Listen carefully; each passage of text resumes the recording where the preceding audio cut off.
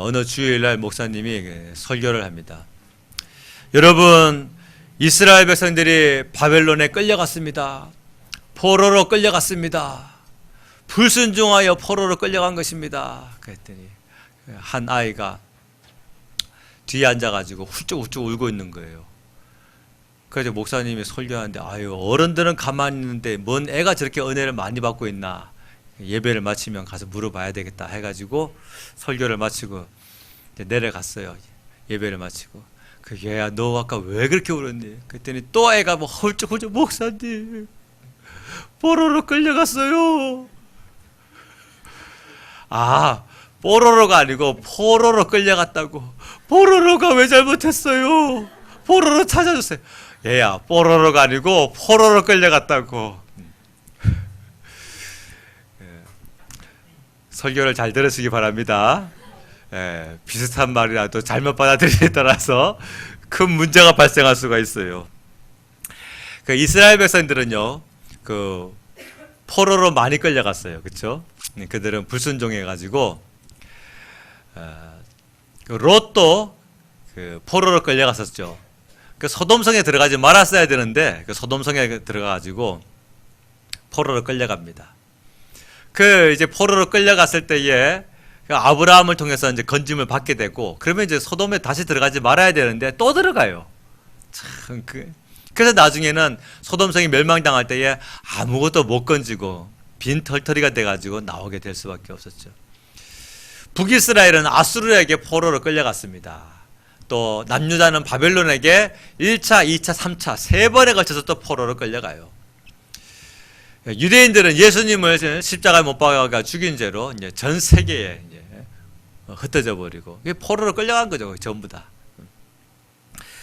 이렇게 이제 강제적으로 포로로 해가지고 끌려가면서 국경을 넘은 그런 일들이 이스라엘 민족에게는 굉장히 많이 있습니다. 그런데 성경을 자세히 보면요, 자발적으로 오직 믿음을 찾기 위하여, 믿음을 지켜내기 위하여 그 국경을 넘는 그런 사람들이 있어요.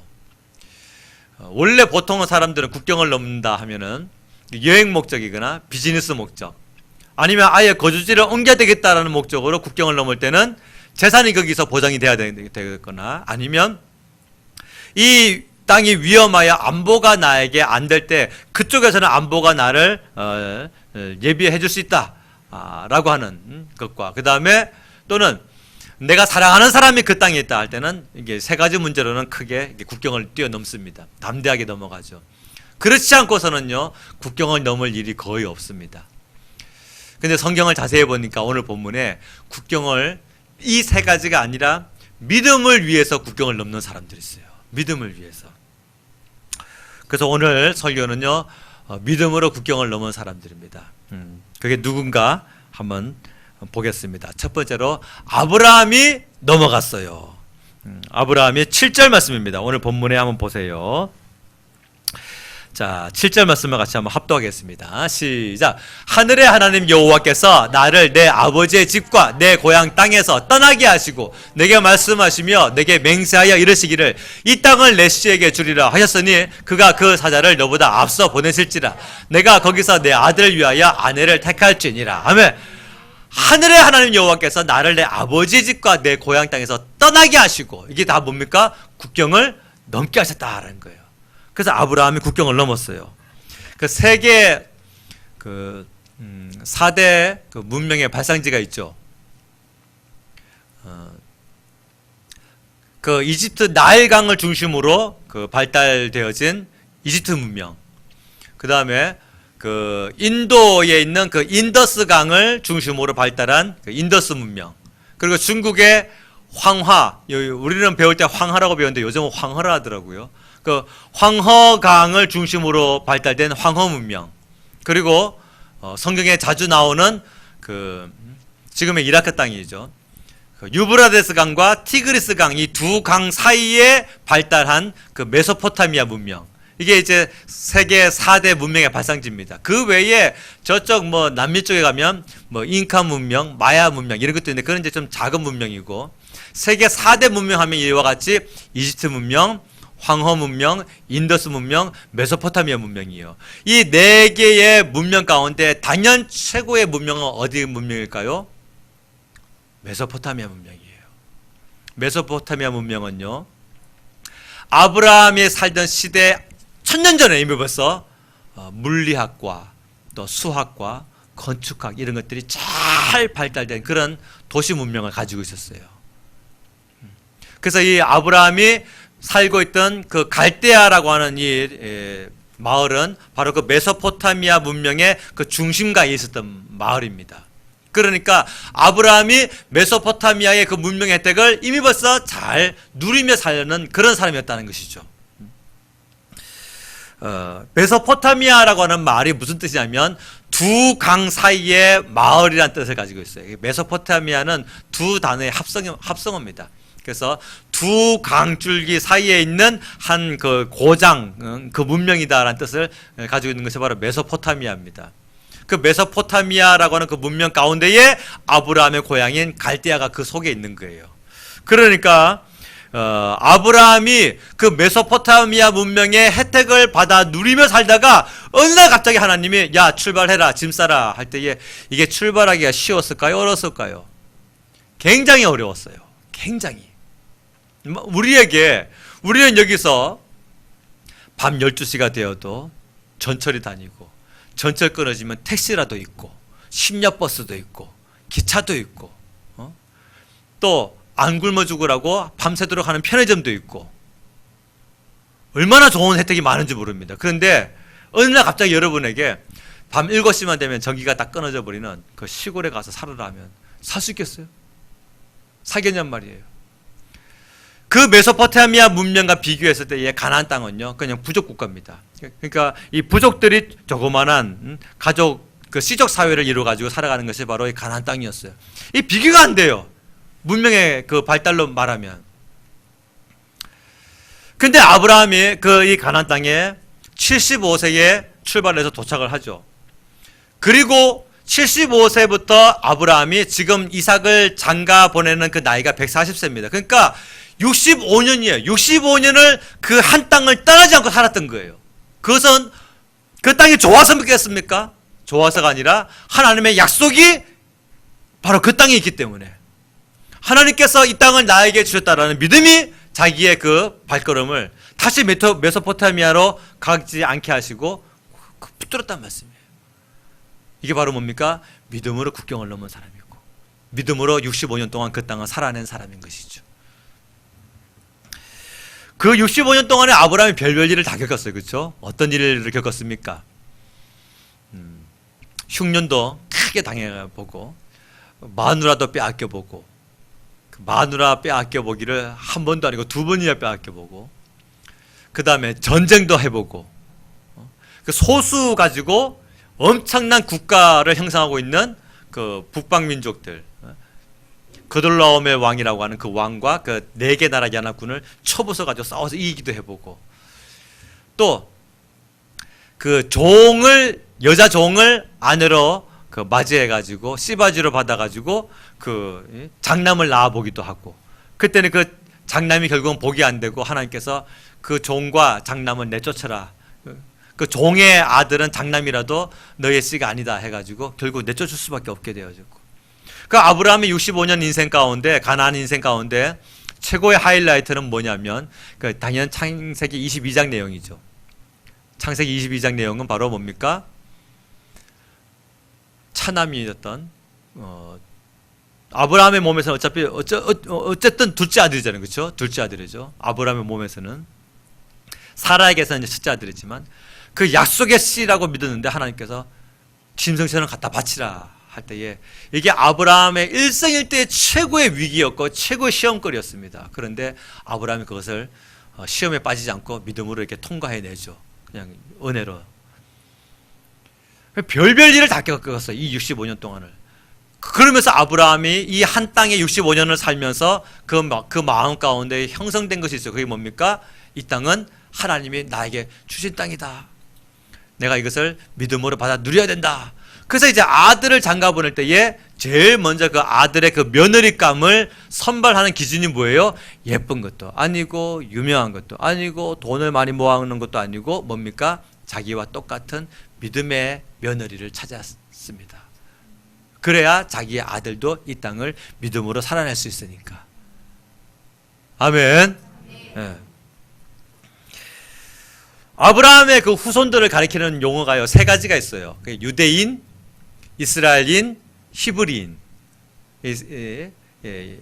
유대 사람, 이스라엘 사람, 히브리 사람. 이 세 가지 용어를 쓰는데 아브라함의 후손을 가리킬 때 이 세 가지 용어는 다 한 민족을 가리키지만 뜻은 약간 다릅니다. 어떻게 다르냐? 유대인은 그 혈통을 따질 때 유대인이란 말을 씁니다. 혈통을 따질 때. 왜냐하면 그 유다 지파, 야곱의 그 넷째 아들 유다를 통해서 그 민족이 형성됐기 때문에 유다 지파라고 하는 그 혈통을 따질 때 유대인이란 말을 사용해요. 그 다음에 이스라엘인이다, 이스라엘 사람이다라는 것은 그 영토, 땅을 가리킬 때에 이스라엘 사람이다라는 말을 합니다. 그 이스라엘 땅에서 살고 있는 사람, 이스라엘 사람. 그 다음에 마지막으로 히브리인이다, 히브리 사람이다라는 말은 무슨 뜻이냐면, 이제 이게 오늘의 포인트인데, 히브리인이란 말은 뭐냐면 강 건너온 자들이란 뜻을 가지고 있어요. 강 건너온 자. 그 강을 건넜다는 것이 뭐예요?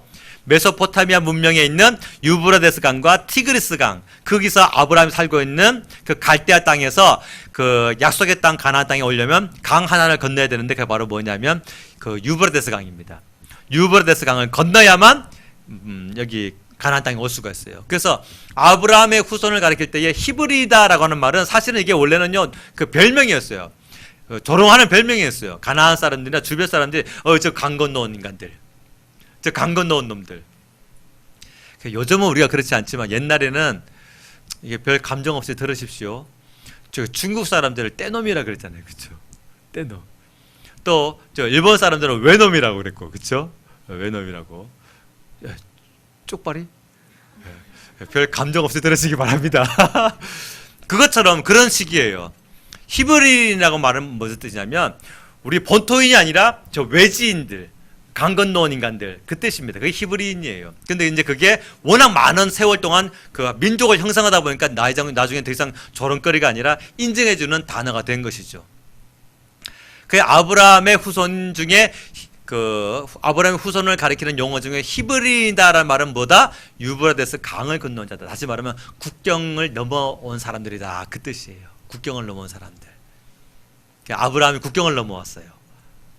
그 아브라함이 국경을 넘어올 때에 이 가나안 땅에 재산이 보장되었습니까? 안전이 보장되었습니까? 혹은 사랑하는 사람이 그곳에 있었습니까? 이 세 가지가 아무것도 없었어요. 근데 아브라함은 오직 믿음으로만 그 국경을 넘었습니다. 우리도 믿음으로 따라갈 수 있는 훌륭한 신앙이 되시기를 예수님의 이름으로 축복합니다. 영국의 그 종교적인 박해가 굉장히 심각하던 시절이 있었어요. 한 400년 전에. 그때에 그 영국에서 신앙의 자유를 찾아서 배 한 대를 빌려가지고 이렇게 미국으로 건너온 사람들이 있습니다. 그 사람들을 영어로 그 필그림 파더스라고 표현합니다. 필그림 파더스. 그들의 신앙을 청교도 신앙이라 그래요. 청교도 신앙이. 들어보셨죠? 그렇죠? 청교도. 그들은 그 영국에서 강압적으로 우리나라의 국교를 믿어야 된다라고 하면서 그 기독교를 박해할 때에 그 신앙의 그 자유를 찾아서 메이플라워라고 하는 배를, 조그만한 배입니다. 큰 배 아니에요. 그 배에 102명이 꽉꽉 들이차가지고 그 영국에서 대서양을 횡단해가지고 그 미국에 도착합니다. 근데 그 당시에 미국은 지금의 미국이 아니라 그냥 옥수수밭, 배추밭, 그리고 그 원주민들인 그 인디안들이 그 세력을 딱 형성하고 있는 그런 땅이었어요. 그 무서운 땅입니다. 그 와보니까 해안가에 배를 대려고 하는데 인디안들이 창과 활을 딱 들고 대기하고서 못 들어오게 막고 있는 거예요, 이렇게. 그리고 배 안에서만 20일을 보냅니다. 안 그래도 그 추위와 어려움 가운데서 아주 고통에 항해를 했는데 해안가에 배를 대지 못하고 그들이 기도하죠. 하나님, 우리가 신앙의 이 믿음을 따라서 이곳까지 왔는데, 신앙을 지키기 위하여 이곳까지 왔는데 하나님, 저 인디안들의 마음을 돌이켜주세요. 그래서 20일 뒤에 그 인디안들의 마음이 누그러지게 되고 철수하게 되죠. 그래서 그들의 배를 이제 해안가에 대고 집을 짓고 농사를 시작합니다. 농사가 잘 될 리가 없죠. 농사를 안 져봤으니까. 그래서 농사가 막 꽝 치는데 굶주리고 풍토병이 얼마나 심합니까? 그 나중에는 그 인디안들이 와가지고 그 옥수수를 선물로 주기도 하고, 그리고 그 농사하는 법을 가르쳐줍니다. 그래가지고 그 102명의 사람들이 농사도 짓게 되고, 그래서 그 첫 수확의 예배가 뭐냐면 우리가 지금 지키고 있는 추수감사절이에요. 추수감사절. 근데 그 기간에 이미 와서 많은 사람이 죽었습니다. 그 102명 중에서. 그리고 한 해 겨울을 넘어갑니다. 너무 겨울을 넘어가면서 풍토병과 추위로 말미암아 절반이 죽어나갔어요. 그때의 그 청교도들의 그 신앙에 대해서 그들을 리드했던 브래드 포드라는 사람, 브래드 피트가 아니고 브래드 포드라는 이 리더가요, 그 지도자인데 이런 말을 남겼습니다. 신대륙인 미국에 도착하기 전에는 따스하고 좋은 환경인 줄 알았다. 전에 예상하지 못했던 일들이 우리를 힘들게 했지만 우리 가운데에서 영국이 그립다, 영국으로 돌아가자라고 말한 사람은 한 사람도 없었다. 참 다시 돌아갈 만한데, 그렇죠? 사랑하는 가족이 헐벗고 굶주리고 배고프고 병에 걸릴 때에 이게 과연 진짜 우리가 신앙을 따라 이곳에 온 것이 맞는 것인가? 이게 하나님이 정말 기뻐하시는 뜻인가? 막 이런 별 혼란스러운 생각을 다 가질 법한데 그들은 그렇게 하지 않았습니다. 이제 그래서 그 청교도 신앙의 바탕으로 미국이 이제 건립하게 되어지고 세워지게 됩니다.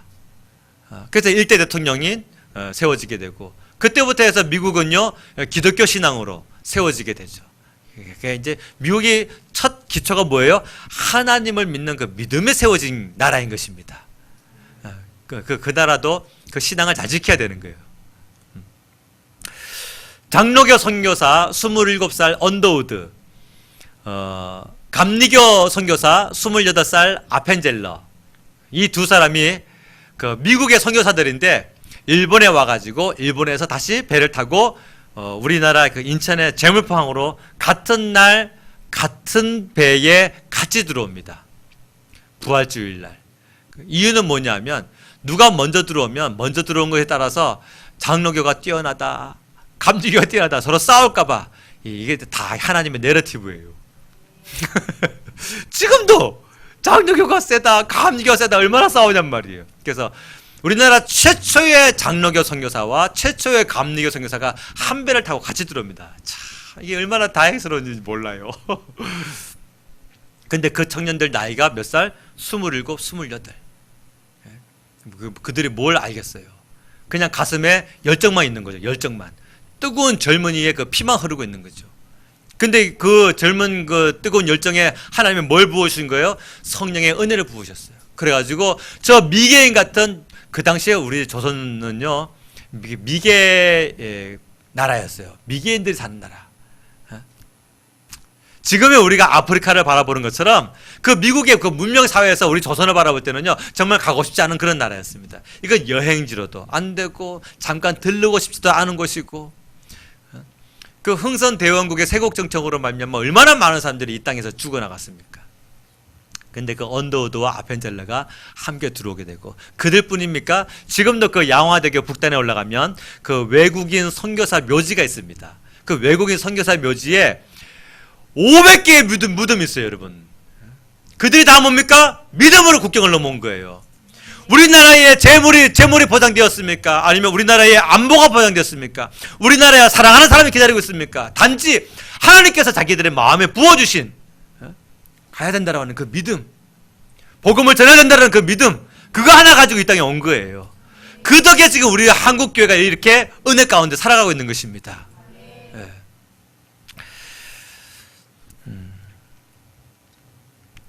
어려움이 있지만 사랑하는 여러분, 그 어려움 가운데에 세상 방법을 택하지 마시고 기도하고 말씀 붙들고 성령의 은혜 가운데에 인도하심 속에 이렇게 순종할 수 있는 믿음을 따라 사는 여러분 되시기를 예수님의 이름으로 축복합니다.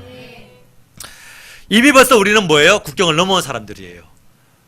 이 썩어질 세상이라고 하는 국경을 뛰어넘어서 영원히 썩지 아니하는 하나님의 나라라고 하는 그 국경으로 들어간 사람들이란 말씀입니다. 믿으십니까?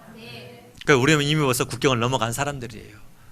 그런데 어떤 사람은 이 국경을 다시 역으로 넘어가려고 하는 사람들이 있어요. 역으로. 힘들다고, 괴롭다고, 믿음의 퇴보를 하려고 하는 사람들이 있어요. 어리석은 행동인 것이죠. 한번 따라서 해봅시다. 내가 죽어야 가정이 산다. 내가 죽어야 교회가 산다. 아멘. 예, 성격, 성질, 성깔, 삼성이 죽어야 돼요. 또 이게 뽀로로하고 포로로하고 헷갈리지 마세요. 저는 그 삼성을 말하는 것이 아닙니다. 우리 안에 있는 이 삼성이 죽어야 돼요. 예, 성격, 성질, 성깔 이거 안 죽으면 나는 신앙생활을 하고 있지만 내 성질, 내 성격, 내 성깔 때문에 그 사람이 천국에 어디 있어? 그게 예수님 믿는 사람들의 행동이야? 그 예수님 믿는 사람의 말이야? 하나님의 영광을 성도들이, 교회 다니는 사람이 이렇게 땅에 떨어뜨릴 수가 있어요. 우리 자기 자신을 죽일 수 있길 바랍니다. 한 번 더 따라해 봅시다. 내가 죽어야 가정이 산다. 내가 죽어야 그 인간이 산다. 가슴이 점점 작아져요. 자, 두 번째로 종이 이 국경을 뛰어넘습니다. 오늘 본문의 10절 말씀을 보겠습니다. 본문의 10절 말씀 합독합시다. 시작. 이에 종이 그 주인의 낙타 중 10匹를 끌고 떠났는데 곧 그의 주인의 모든 좋은 것을 가지고 떠나 메소포타미아로 가서 나홀의 성에 이르라. 아멘. 이 종이 가나안 땅에서 이제 그 자기 주인의 명령을 받들어서 낙타를 몇 마리 이끌고서 어디로? 메소포타미아로 국경을 뛰어넘었어요. 이 종은요, 일생 동안 국경을 뛰어넘는 인생이었어요. 원래 이 엘리에셀 이 종이 고향이 어디냐면 다메섹입니다.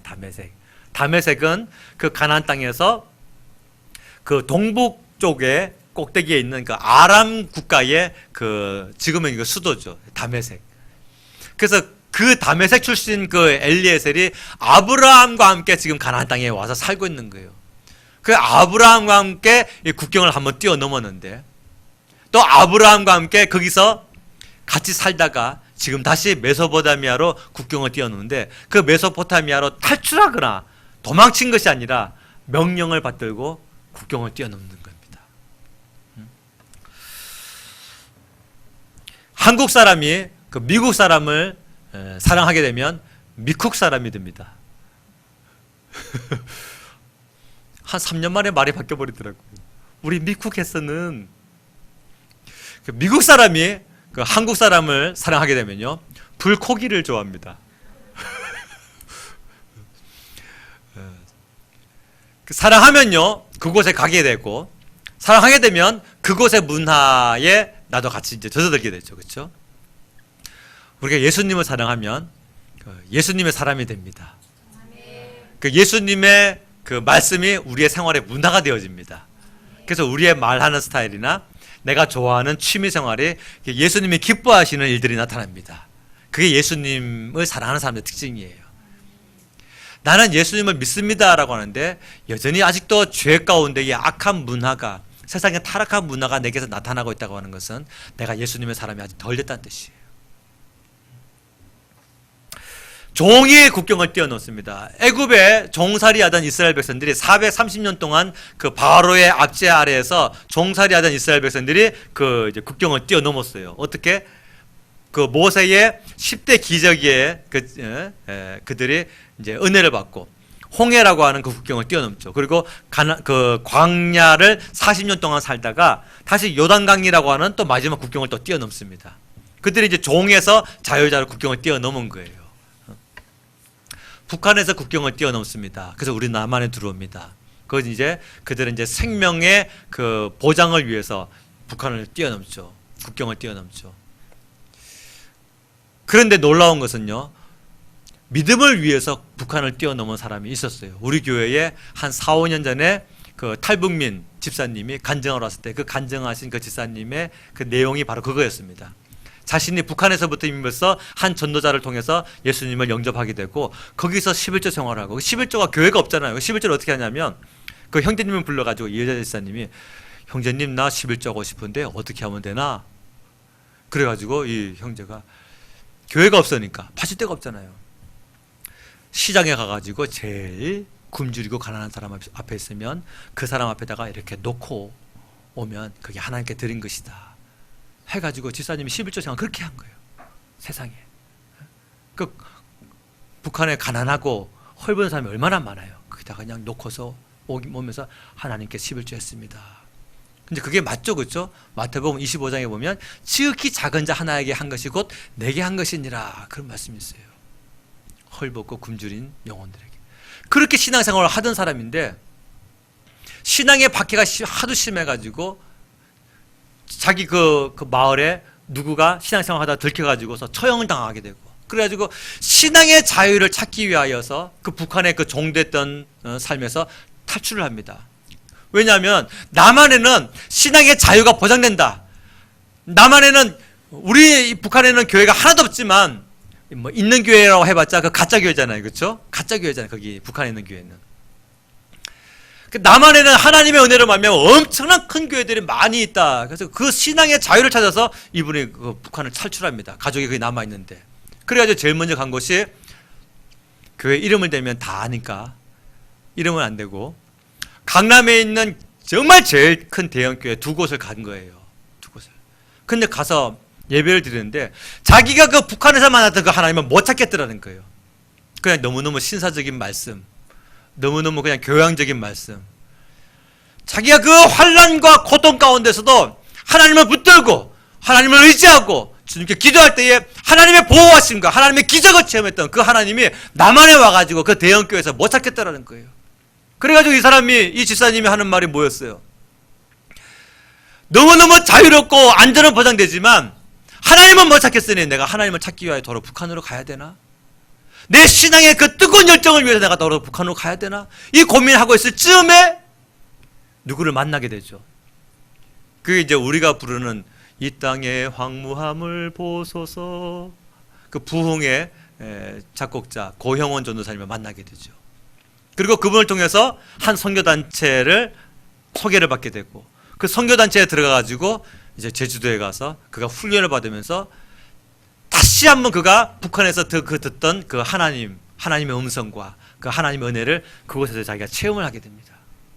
그리고서 그가 다시 은혜를 받아가지고 전국에 간증을 다니고 그 천부산 민족기도원에 간증하러 왔다가 제가 그때 이제 기도하러 올라갔다가 그분 간증하는 걸 듣고서 제가 찾아갔죠. 가가지고 우리 교회 와서 간증 좀 해주세요 해가지고 모셔왔고 지금은 그분이 전도사님이 돼가지고 외국에까지 전도하러 다닙니다. 이분은 뭐예요? 완전히 뭡니까? 믿음으로 국경을 뛰어넘은 사람이에요.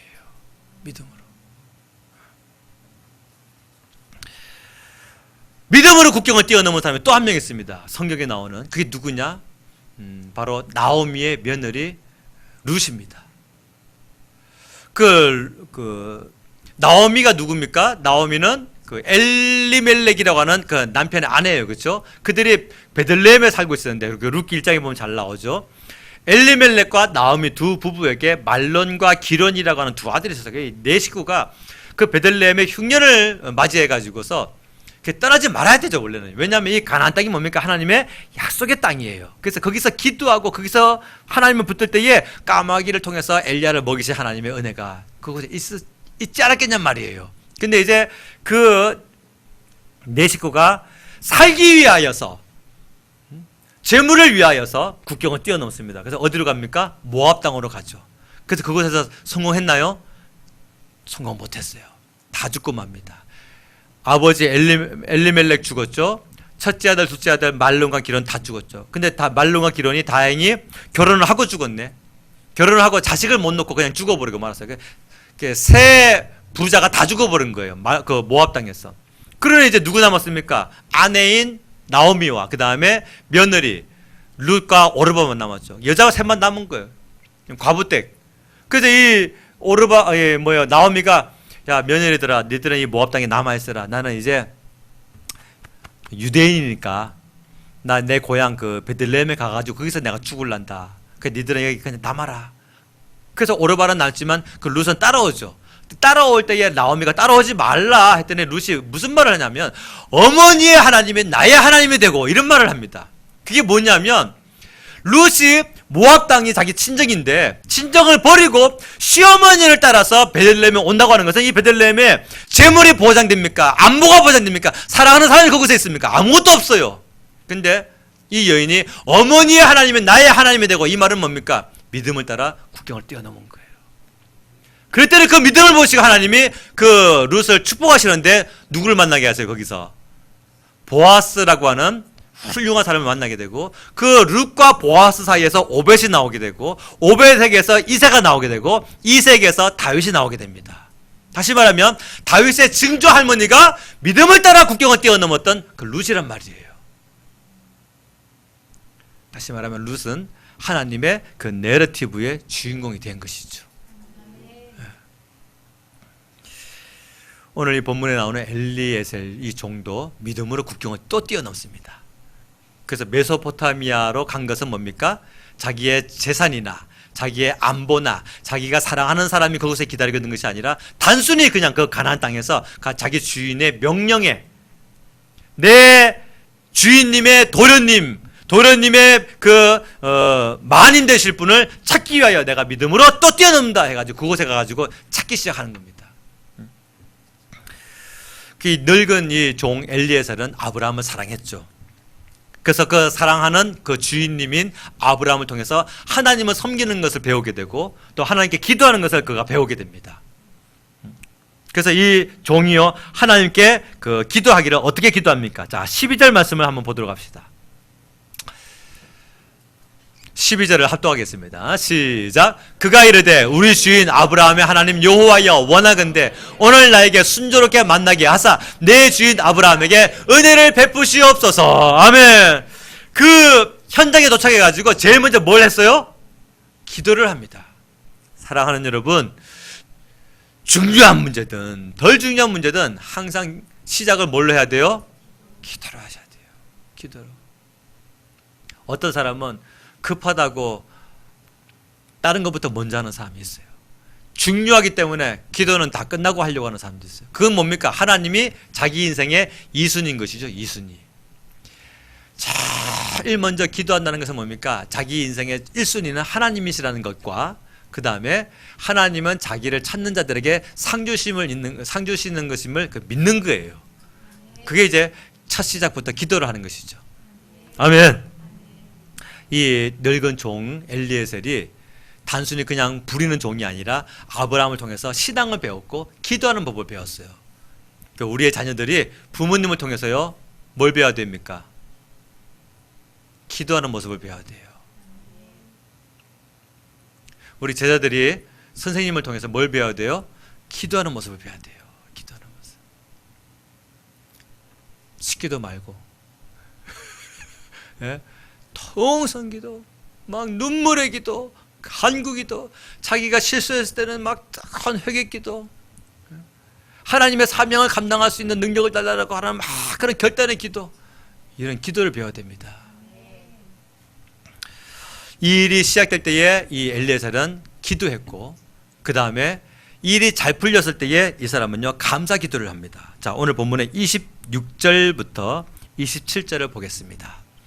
26절부터 27절 시작. 이에 그 사람이 머리를 숙여 여호와께 경배하고 이르되 나의 주인 아브라함의 하나님 여호와를 찬송하나이다. 나의 주인에게 주의 사랑과 성실을 그치지 아니하셨사오며 여호와께서 길에서 나를 인도하사 내 주인의 동생 집에 이르게 하셨나이다 하니라. 아멘. 여호와께서 길에서 나를 인도하사. 와, 이게 무슨 신앙입니까? 여호와 일의 신앙을 배운 거예요. 왜 몰랐겠어요? 그 이삭 도련님이 죽을 뻔했다가 살아난 것을 왜 모릅니까? 예? 이 사람이 잘 알죠. 그래서 아브라함을 통해서 여호와 일의 신앙을 배운 거예요. 우리 자녀들이 부모님을 통해서 뭘 배워야 돼요? 세상 살아가는 기술을 배우는 것이 아닙니다. 여호와 일의 신앙을 배워야 되는 거예요. 그게 우리 자녀들이 배울 수 있는 가장 큰 능력인 것이란 말이에요. 우리는 예수님과 사랑에 빠졌어요. 우리도 예수님과 함께 국경을 뛰어넘은 사람인 것입니다. 죄의 종에서 우리가 태어났다가 이제 하나님의 자녀로서 믿음으로 국경을 뛰어넘어 하나님의 나라의 백성된 사람들인 것입니다. 자, 세 번째로 리브가가 국경을 뛰어넘습니다.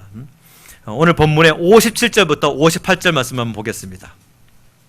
가족들이 이제 물어요. 리브가를 불러가지고, 야, 리브가야, 너 가겠느냐? 그때에 리브가가 하는 말입니다. 57절부터 58절 시작. 그들이 이르되 우리가 소년을 불러 그에게 물으리라 하고 리브가를 불러 그에게 이르되 내가 이 사람과 함께 가려느냐? 그가 대답하되 가겠나이다. 할렐루야. 남편은 보지도 않고 어떻게 국경을 뛰어넘을 수 있어요? 응? 아니, 결혼 문제인데, 제일 큰 인생의 제일 큰 대사인데, 그러니까 이 리브가가 지금 이 국경을 뛰어넘으려고 하는 것은 이삭을 사랑해서가 아니라 아브라함이 믿고 출발했던 그 여호와 하나님께서 아브라함을 복 주셨구나라는 것이 믿어졌기 때문에 출발한 그 믿음의 국경을 뛰어넘은 겁니다. 그렇잖아요, 그죠? 리브가는 이삭의 존재도 몰라요. 이삭 얼굴 한 번도 보지도 못했습니다. 지금이야 카톡으로 보내면서 얼굴 좀 보여줘봐. 손 좀 많이 됐네. 뭐 이런 거 다 따질 수 있지만 옛날에는 그런 게 어디 있습니까? 이삭이 뭐 어떻게 생긴지도 모르고 성품도 모릅니다. 아무것도 몰라요. 아브라함 봤으면 아브라함도 못 봤어요. 아브라함이 출발할 때 리브가 태어나지도 않았습니다. 근데 아브라함이 보낸 종이 와가지고 지금 하나님께서 우리 주인님이신 그 아브라함을 크게 복 주셨습니다. 지금 며느리를 찾으시는데 당신이 제가 보기에 적격입니다. 함께 가실랍니까? 라고 할 때에 리브가가 아무것도 모르는 상태에서 뭘 갖고 출발합니까? 그것은 뭐예요? 하나님께서 그 척박한 땅 가나안 땅을 아브라함으로 하여금 복을 누리며 살게 하셨다는 것에 대한 소망이 생겨가지고 믿음으로 출발한 거란 말이에요. 영화 그 철로역정을 보신 분들이나 소설 철로역정을 읽으신 분들은 잘 아십니다. 먼저 출발한 사람이 은혜 가운데 잘 가고 있다는 소식을 듣고서 크리스찬이 출발을 합니다. 그리고 이제 크리스찬이 출발해서 가면서 하나님의 은혜 가운데 잘 가고 도착했다라는 소식을 듣고서 이제 그 다음에 그의 아내가 또 출발합니다. 이 얘기는 곧 뭐냐? 우리의 먼저 가고 있는 이 신앙생활이 다음 사람들에게 복으로 보여야 된다는 말씀이에요. 비록 우리는 환난과 고통과 어려움을 겪고 있지만 그러나 그들이 볼 때는 야, 나랑 별 상황적으로는 차이가 없는데도 불구하고 뭔가 다른 은혜가 있네. 무슨 다른 힘이 있네. 다른 평강이 있네. 다른 기쁨이 있네. 뭔가 천국을 누리는 모습이 우리에게서 나타나야 된다는 말씀이에요.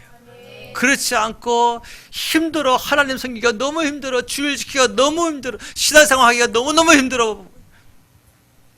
그 가운데서 우리의 실패 생활은요, 불신자들의 눈에 뭡니까? 이게 무슨 천국이야, 무슨 천국. 내가 천국이지. 야, 예수 믿는 사람들 지옥 갔더라. 야, 그 얘기 나온단 말이에요. 그러니까 우리가 은혜 가운데 능력에 승리하는 삶을 살아가야 될 줄로 믿습니다.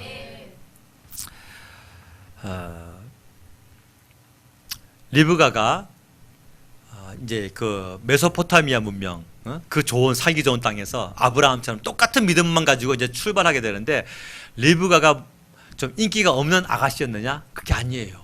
오늘 본문에 한번 보도록 합시다. 16절입니다. 리브가의 이제 스펙을 좀 확인 좀 해볼게요. 16절. 자, 합독합시다. 시작. 그 소녀는 보기에 심히 아리답고 지금까지 남자가 가까이 하지 아니한 처녀더라. 그가 우물로 내려가서 물을 그 물동이에 채워가지고 올라오는지라 하며, 리브가가 너무너무 예쁘고 또 지금까지 아직 남자를 가까이 해보지 아니한 그런 아가씨, 정말 보존된 그런 아가씨인 거예요. 오늘 일부 예배 때도 이 말씀을 전하면서 같이 은혜 나눴지만, 아무쪼록 우리 청년들이 이러한 배우자를 만날 수 있기를 예수님의 이름으로 축복합니다. 세상에 찌들은 그런 사람 말고 하나님의 예비하신 나와 함께 믿음을 같이 공유할 수 있는 그런 배우자. 그 이 리브가가 얼굴도 아리답고 심성도 고와서 그 엘리에셀 종이 나에게 물 한 잔만 주시오 할 때에, 내가 당신뿐만 아니라 당신 뒤에 있는 그 낙타에게도 다 먹이겠습니다. 뭐 우물에서 물을 길어가지고 갖다 계속 퍼나르는 겁니다. 너무너무 마음도 예뻐요. 얼굴도 이쁜데 마음도 이쁘고, 그 다음에 아직도 그 남자를 많이 사귀어보지 아니한 그런 깨끗한 처녀입니다. 그런데 이제 또 한 가지 마지막 이 가장 귀한 네 번째, 이게 뭐예요? 믿음이 있었어요. 믿음이. 그 종의 얘기를 들을 때에 비록 종의 말이지만 하나님의 말씀으로 받아들일 수 있는 믿음이 생겼단 말씀이에요. 리브가는 말씀을 들을 때에 믿음이 일어났습니다. 성경 말씀에 히브리서 11장 1절에 믿음은 무엇입니까? 바라는 것들의 실상이요 보이지 않는 것들의 증거니 선지들이 이것으로 그 증거를 얻었느니라 그랬어요. 그래서 사랑하는 여러분, 이 리브가가 국경을 뛰어넘을 수 있었던 것은 이삭도 모르고 아브라함도 모르지만 그 가정을 복주셨다라고 하는 것에 대한 그 종의 말을 들을 때에 마음에 그 믿음이 생깁니다. 우리도 이렇게 믿음을 따라갈 수 있기를 주의 이름으로 축원합니다. 아멘. 자, 네 번째로 오늘 본문을 통해서 우리가 받을 수 있는 마지막 은혜는 무엇이냐면, 다시 한번 강조하지만 하나님의 내러티브다라는 겁니다. 오늘 본문의 34절부터 38절까지. 자, 이제 종의 말을 통해서 우리가 받을 수 있는 은혜인 것입니다. 34절부터 38절까지 합독합시다. 시작. 그가 이르되 나는 아브라함의 종이니이다. 여호와께서 나의 주인에게 크게 복을 주시어 창성하게 하시되 소와 양과 은금과 종들과 낙타와 나귀를 그에게 주셨고, 나의 주인의 아내 사라가 노년에 나의 주인에게 아들을 낳으며 주인이 그의 모든 소유를 그 아들에게 주었나이다. 나의 주인이 나에게 맹세하게 하여 이르되 너는 내 아들을 위하여 내가 사는 땅 가나안 족속의 딸들 중에서 아내를 택하지 말고 내 아버지의 집 내 족속에게로 가서 내 아들을 위하여 아내를 택하라 하시기로. 아멘. 자, 보세요. 아브라함이 왜 그 종을 보냈을까요?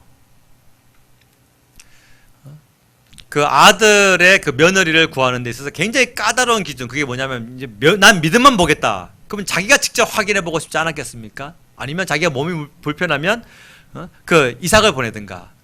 그런데 그냥 종을 보냅니다. 이게 뭘까? 이게 바로 하나님의 내러티브다라는 겁니다.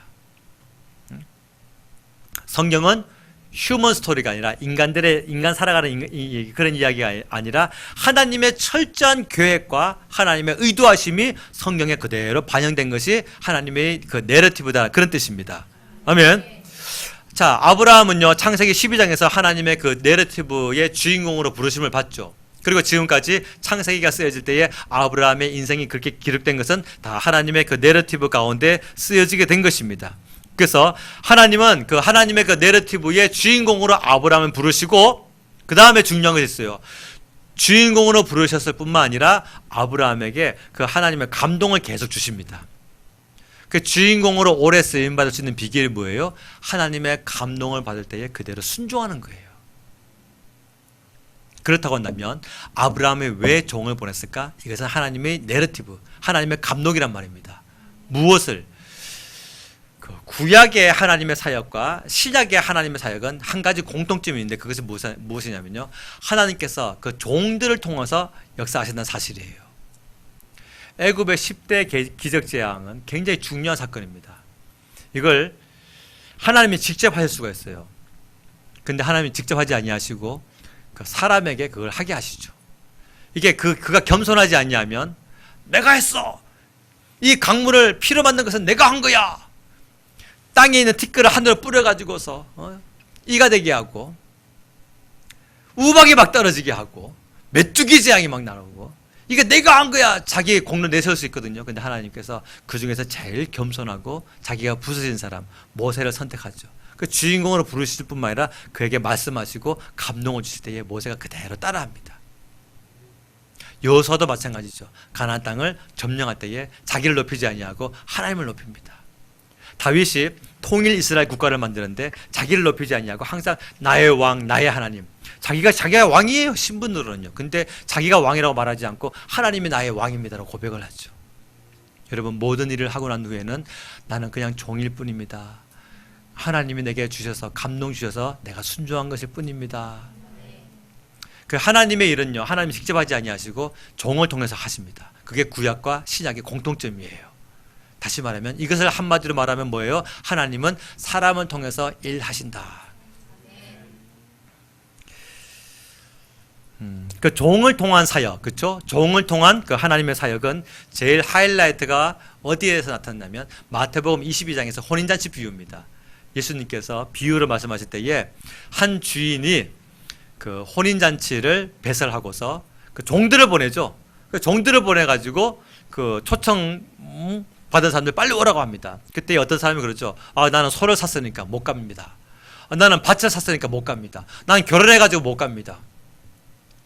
그래서 막 이 주인이 그 종들을 다시 사거리나 골목에 아무데나 보내가지고 가난한 사람들, 헐벗은 사람들, 병신들 다 불러 모아라 해가지고 그 혼인잔치에 손님들이 가득 하게 됐어요. 이 뭡니까? 종을 통한 하나님의 사역을 예수님께서 혼인잔치 비유로 말씀하신 거예요. 이것은 곧 우리에게 뭡니까? 하나님께서 지금 이 시대에 많은 하나님의 종들을 세우셨어요. 그 종들로 하여금 기도하게 하고, 그리고 그 하나님의 순종하심, 하나님의 그 말씀하심에 늘 순종하고, 하나님의 그 감동하심에 늘 따라갈 수 있는 그런 종으로 많은 사람들 이 땅에 세우셨습니다.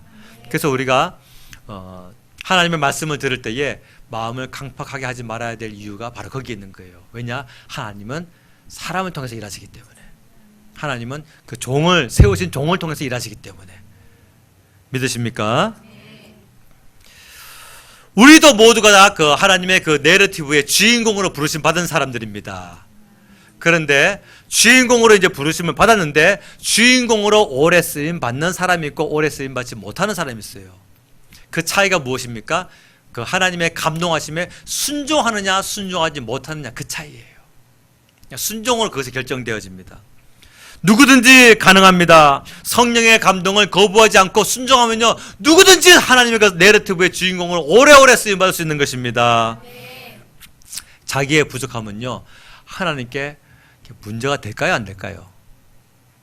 만약에 나의 부족함이 하나님이 나를 쓰시는 데에 문제가 된다고 한다면 하나님이 아닌 거죠. 그렇죠.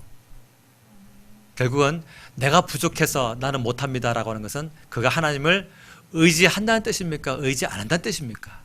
의지 안 한다는 뜻이에요. 나는 자질이 부족해서, 나는 기술이 부족해서, 나는 말할 줄 알지 못해서, 나는 지혜가 부족해서, 그건 하나님을 자기가 의지하지 못한다는 뜻을 가지고 있습니다.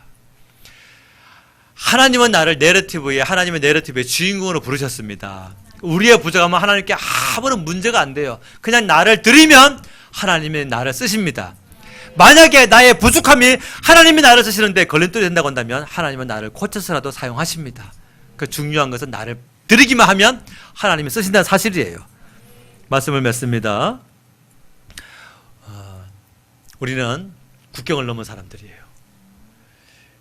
믿음으로 하나님의 나라라고 하는 그 국경으로 들어간 사람들이고, 다시 그곳에서 힘들다고 괴롭다고 고통스럽다고 불신앙으로 국경을 뛰어넘는 그런 어리석은 일들이 우리에게는 없어야 될 줄로 믿습니다.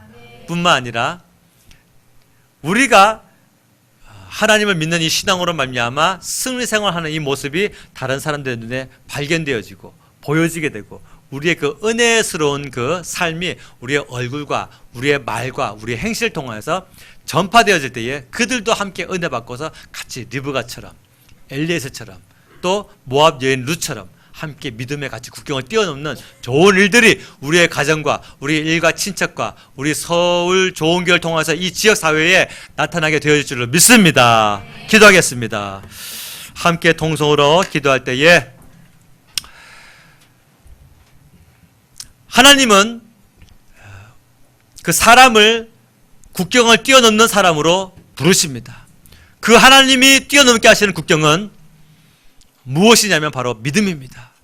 그 믿음으로 국경을 뛰어넘을 때에 그곳에 재산이 보장되어지지 않고 안보가 보장되지 않고 사랑하는 사람이 기다리는 일이 없다는 할지라도 하나님이 나에게 주신 그 믿음으로 말미암아 뛰어넘고 건너가고 그곳에 가 있을 때에 하나님을 통해서 우리가 승리하고 또 주님을 체험하며 우리를 통해서 일하시는 하나님의 역사로 말미암아 하나님의 나라가 우리의 가정과 우리의 이웃, 우리의 지역사회에 나타나게 될 줄로 믿습니다.